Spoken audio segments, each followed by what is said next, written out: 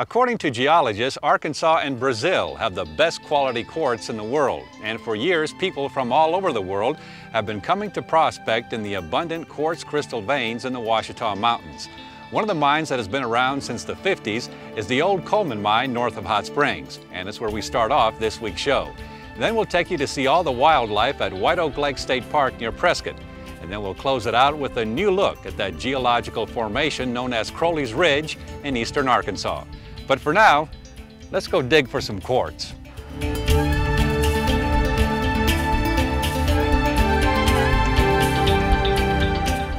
2,000 to 3,000 pounds of quartz are commercially mined every day here at the Coleman Crystal Mine. The mine also has visitors from everywhere who come to dig for these clear pieces of rock. We do. I don't know if there's any place that hasn't been here looking for quartz. We get about an average in the summertime. We're averaging between 50 and 100 a day that come in and dig for quartz in our tailing pile. We have school groups that come in. We've got a school group down there right now. We have school groups come in mainly during April and May and the first part of June as schools are getting out. And we run about, on an average of 200 children a day through there with them.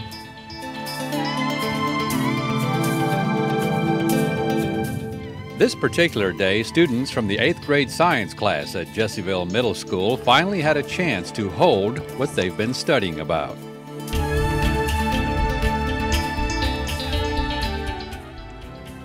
Well, it's been pretty exciting. I've never been doing this before, and I was just digging and I just found this. It wasn't really in anything, it was just on the top. So, yeah.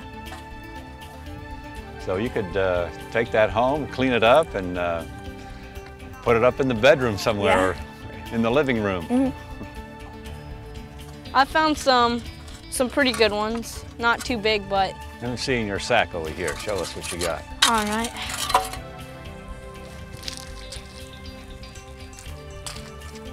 My best one is this one. It's pretty good. Yeah. I guess so. It's been fun. It's nice to come out of the classroom every once in a while, just hands-on different things. So, show us what you found there. I haven't found much that are too big. Like I found that, and then I found like some larger ones, and then it's this one. Not bad. But just pretty much some smaller crystals. Is this your first time quartz crystal digging? In a long time, yeah. We went in 5th grade on a field trip with our class, and I've been a couple more times with my family too. It's a lot of fun, isn't it? It is. It's a lot of fun. Especially if you find something like that. Yes, sir, it is. For anyone planning on coming to the mine to dig for quartz, owner Ron Coleman has a few suggestions. The best suggestion is come dressed for it. Come with old clothes and old shoes that you don't care to ruin, because the red clay mud does stain them. Something that you might want to discard later, or something that you do use as old work clothes. Gloves are handy because the crystals are sharp. We furnish a little tool. If you want to bring any kind of pick, shovel, garden tool, or anything you want to bring, you're perfectly welcome to do that. But mainly just come prepared to get dirty, and you're going to have a good time. It's just, there's crystals to be found. We're hauling out every day that we're mining. We're hauling crystals out. We're mining with 1 yard buckets, and as we mine put them on those dump trucks, a lot of times we'll get into a small pocket or something, and it's just hauled out. We never see it. We're only interested in the larger pockets. When we find them, that's where we do our mining. So,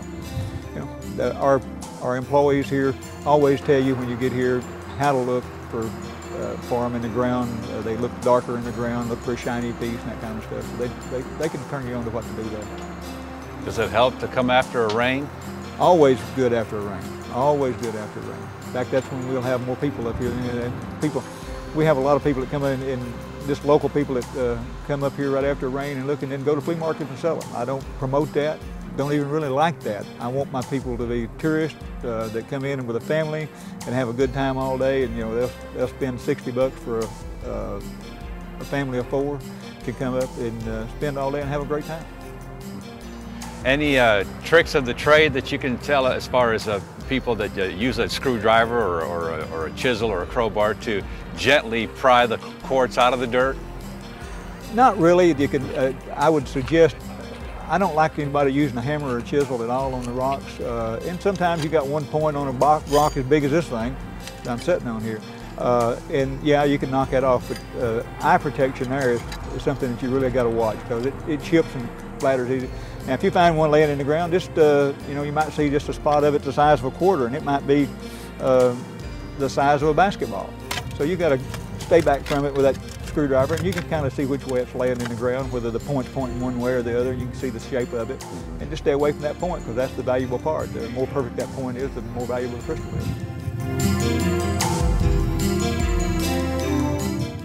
Ron says the quartz boom of the 1980s definitely re-energized the industry.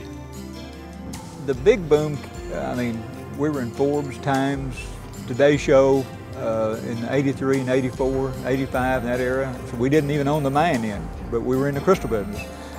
Everybody that leased the mine, we had our hands in. I mean, we mined for them, we did something for them. But the boom, I call it the holistic field, at that time became, everybody wanted a quartz crystal, and they were the healy-feelies, the holistic part of it, that they wanted one quartz point, and it brought recognition to the quartz industry. And since that time, it made people aware that had money that quartz crystals was something besides just a rock. And since that time, we saw it turn into a great, like my gallery in here, I mean, they're priced like art specimens. They are one of a kind. That's the way when we bring them out of the mine, we bring them out just the way that the Lord made them, and water wash them and prepare them and put them in here, and makes a piece of art out of them.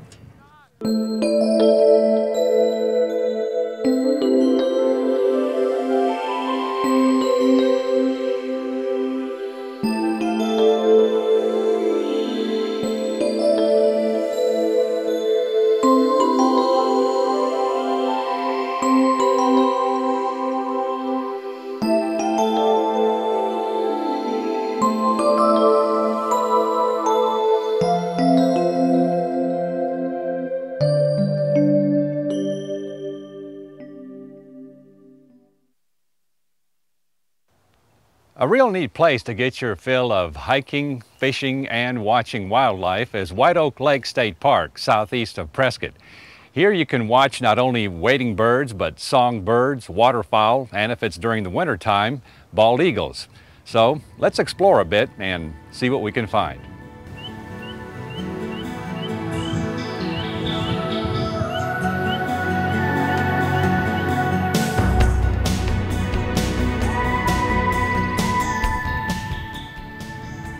White Oak Lake State Park is actually situated within the boundaries of Poison Springs State Forest, the only state forest in Arkansas.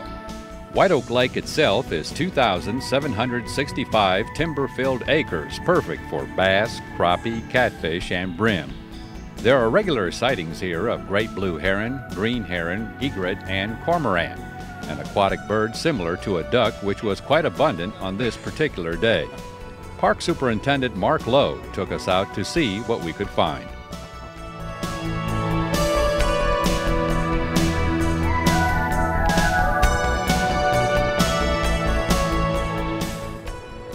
It's a very, very popular fishing area. We have a lot of residents that live along the east side of the lake and around the upper lake that fish it year-round. And so far as the public from the big cities and stuff, we get a lot of people from Texas and Louisiana in here, and they love to come up here fishing. Fishing's great. The hunting's even better because of the state forest. It's open to the public.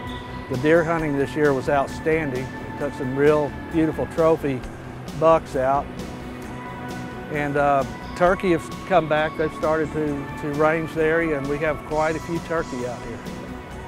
So people in Texas, Louisiana know this place, but you said a lot of people in Arkansas don't know about it. I believe more people in Louisiana and Texas know it than the people in Arkansas. They come up here every year. It's almost like an annual pilgrimage for them. They love it. We had a guy from bass strip that comes up here every year. He even made up a bunch of ball caps with White Oak Lake patches on the front and took it down to Louisiana and passed it out to his friends.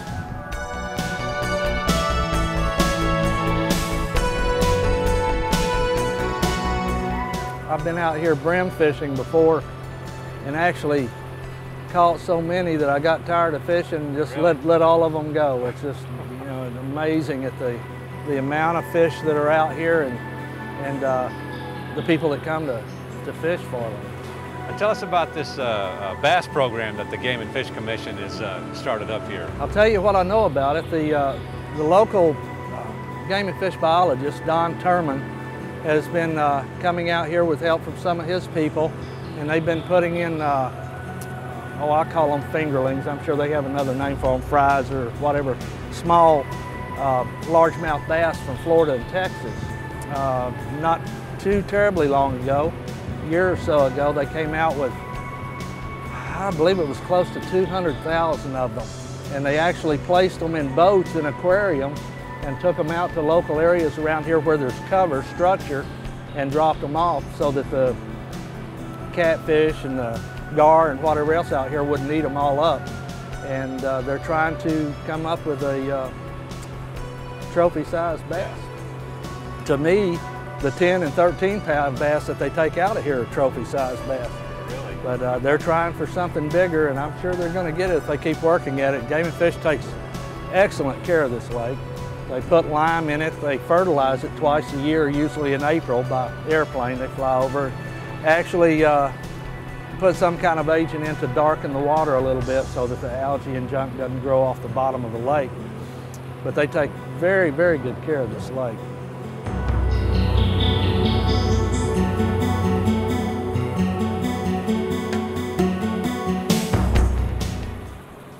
White Oak Lake State Park offers 3 nature trails with guided hikes, nature talks, and demonstrations, which are available from Memorial Day to Labor Day free of charge.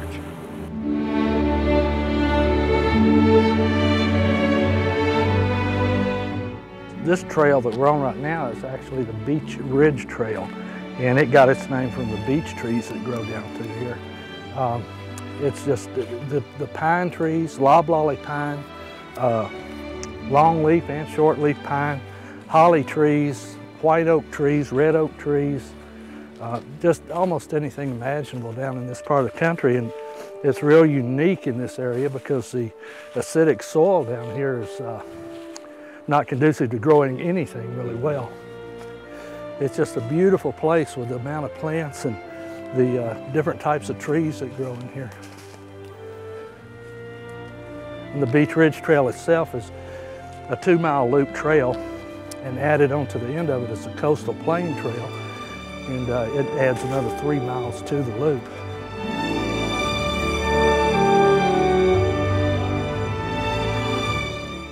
The hardwood forest along the Beech Ridge Trail resembles the one which was here when Caddo Indians inhabited this area some 200 to 300 years ago.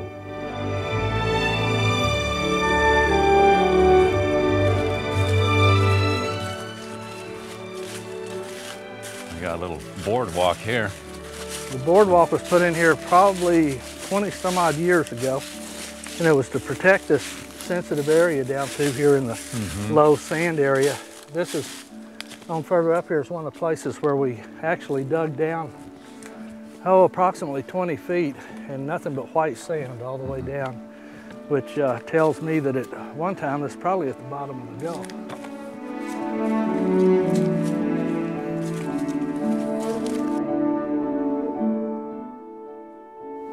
So Mark, you said that along with the seashells that folks have found here, even shark teeth? In this particular stream right here, no. In the area here, they have found shark's teeth. More, I think, prevalent over towards Prairie du Chien, close to where I-30 runs right at Emmett before you get to Hope. They've found a lot of shark's teeth over there. It's just hard to imagine that, I guess, a million years ago, this is part of the Gulf Coast. We would have probably been standing underwater right now many thousands of years ago. hard to make some people believe that, but it's a fact.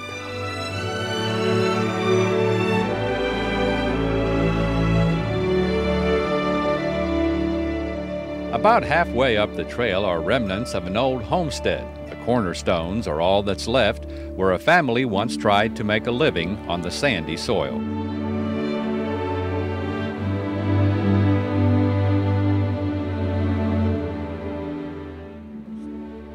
You can see where the jonquils have grown all around it and just kind of gone wild, and there's part of a foundation. So somebody at one time lived back up in there, and you can find, if you look real hard back through the woods, some fence wire that's broken down and laying in the leaves. So somebody lived back here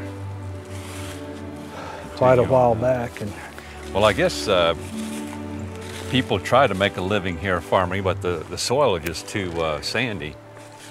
About the only thing this is good for is peanuts and watermelon.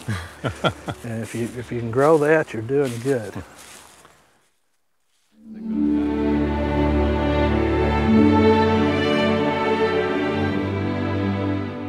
So whether you take a hike along one of the trails or just stay on the lake, a day or two or more at White Oak Lake State Park near Prescott will do anybody a lot of good.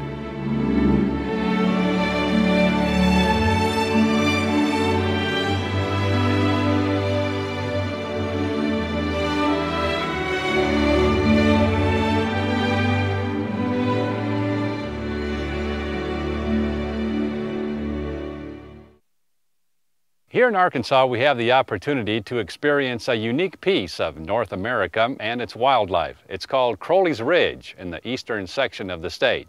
And a good place to begin to learn about this interesting formation is the Crowley's Ridge Nature Center in Jonesboro, which offers both indoor and outdoor adventure educational opportunities.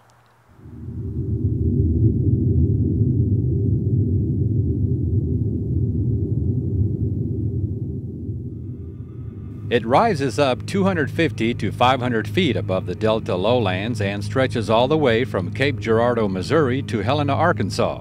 In fact, this unusual geological formation can actually be seen from outer space.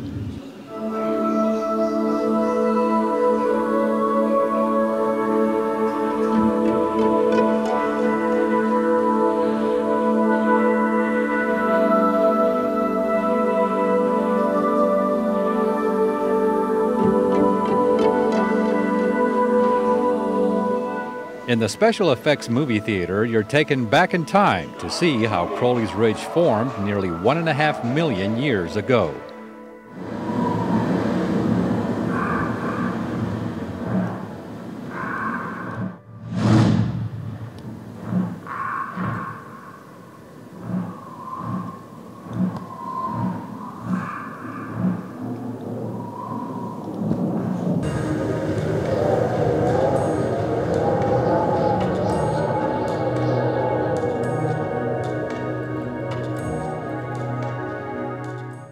During most of the Ice Age, the Mississippi River flowed on the west side of the ridge, and the Ohio River flowed to the east.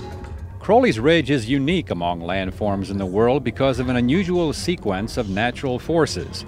During most of the Ice Age, the formation is thought to have originally been an island between the Mississippi and Ohio rivers, and that over time and many floods became a long, low, hilly formation after the rivers changed course. Recent research also suggests a link between the ridge and the nearby New Madrid fault zone. Throughout the movie, you can experience all the forces that shape the ridge.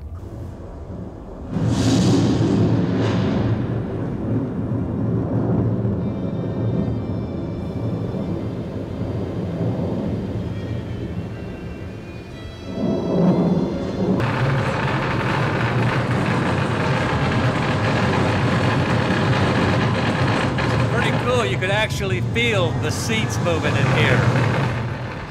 The Nature Center also has a two-story diorama that demonstrates rainfall runoff and how erosion constantly reshapes Crowley's Ridge.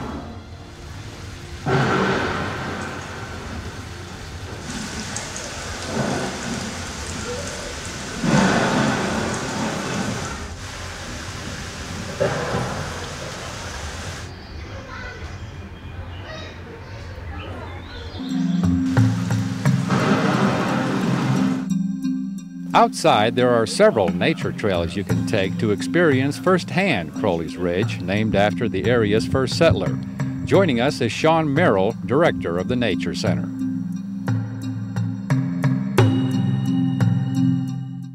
Well, Sean, I guess this is just a wonderful combination of the indoor adventure and education, and then coming out here to the outdoor about Crowley's Ridge. I guess it's visitors have been pretty much just amazed. Oh yeah, they have. You know, it's we're one of 4 nature centers throughout the state, and of course our nature center focuses on the wildlife and everything that's around here on the ridge, as well as through the rest of the state, throughout the rest of the state. But we do have a lot. You know, like you said, we bring the outdoors into the indoors. So if it's raining, you still got a lot of stuff to do. If it's not raining, you've got these beautiful hikes and walks. You can come out here and look. And just like we noticed a while ago, the 2 mallard drakes and the hen that are here. We have a lot of migratory waterfowl that visit our pond or so right here behind the nature center. But we had a great response.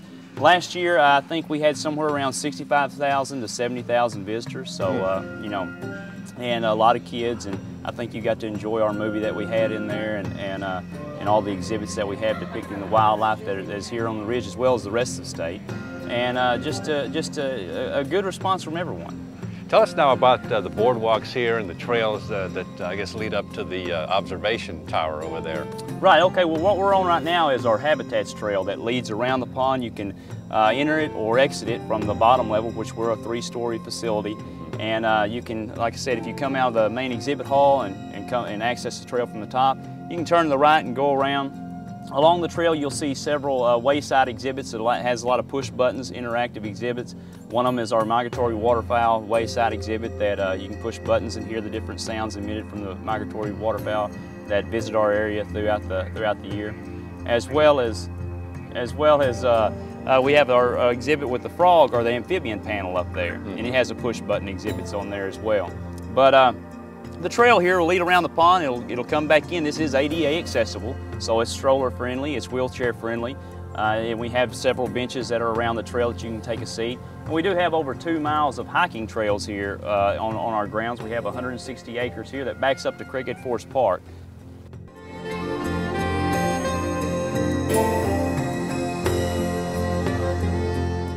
You know, as we're walking through here, Sean, it's interesting about this formation of this ridge. I mean, you don't even, it doesn't seem like you're in the Delta. It seems like you're in the Ozarks somewhere. Oh, it almost does, doesn't it? Yeah, because we're right here on the edge, and so when you drop down, if you just went down just a little bit further though, you'd see the Delta out there. You know, but yeah, it's true. And that's what makes it so unique. You've got a lot of land topography diversity here. I mean, you know, you just come just a little ways and you go up over the ridge, and we're fixing to get, you know, when you go south from here, you'll get to the skinniest part of the ridge down through here, and it's not quite as wide.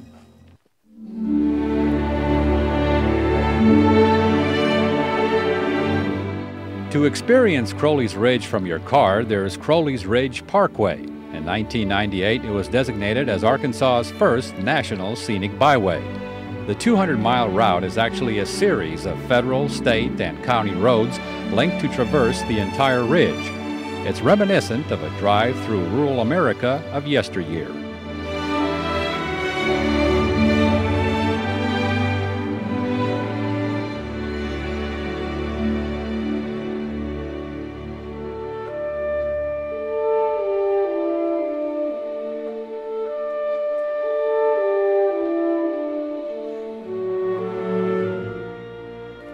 So explore for yourself Crowley's Ridge in the eastern section of the state, or take in all the wildlife at White Oak Lake State Park near Prescott.